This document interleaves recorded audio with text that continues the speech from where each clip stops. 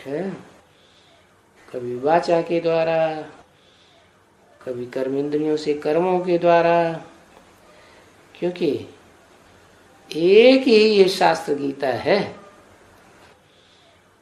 सर्वशास्त्र शिरोमणि कहा जाता है, जिसमें ये बात खंडन की हुई है क्या कि सर्वव्यापी कैसे हो सकता है। गीता में तो लिखा है ना, ये सृष्टि एक वृक्ष है, तो वृक्ष का बीज भी तो कोई होगा, उस बीज में सारा वृक्ष निकलता है, उसी बीज में फिर समा जाता है। तो सर्वव्यापी कहाँ हुआ? सर्वव्यापी हुआ पत्तों पत्तों में व्यापी हुआ। इस सृष्टि रूपी झाड़ में 500-700 करोड़ मनुष्य के पत्ते हैं, तो उन पत्तों में व्यापक है क्या? और गीता में तो साफ लिखा हुआ, न हम तेषु ते मये, मैं उनमें नहीं हूं, वो मेरे में है।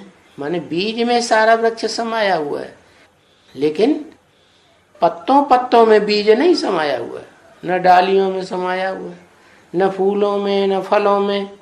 हाँ, फलों में से पकने के बाद वो बीज निकलता जरूर है। तो फल कौन हुआ है? जहां से वो बीज निकला, फल कौन हुआ? अरे कोई तो नाम होगा जहां से पैदा हुआ।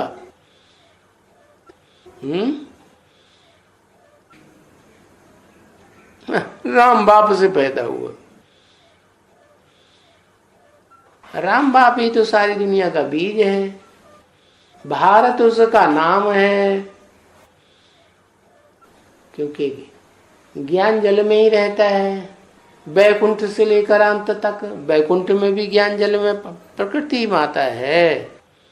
प्रकृति माता माने जड़त्वमयी माता है।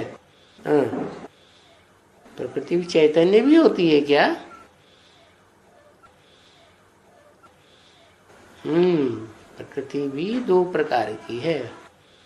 प्रकृष्ट कृति, बहुत मेहनत करके बनाई गई हो, तो 2 प्रकार की प्रकृति है, एक श्रेष्ठ प्रकृति और एक निष्कृष्ट प्रकृति। तो श्रेष्ठ प्रकृति है आत्मा,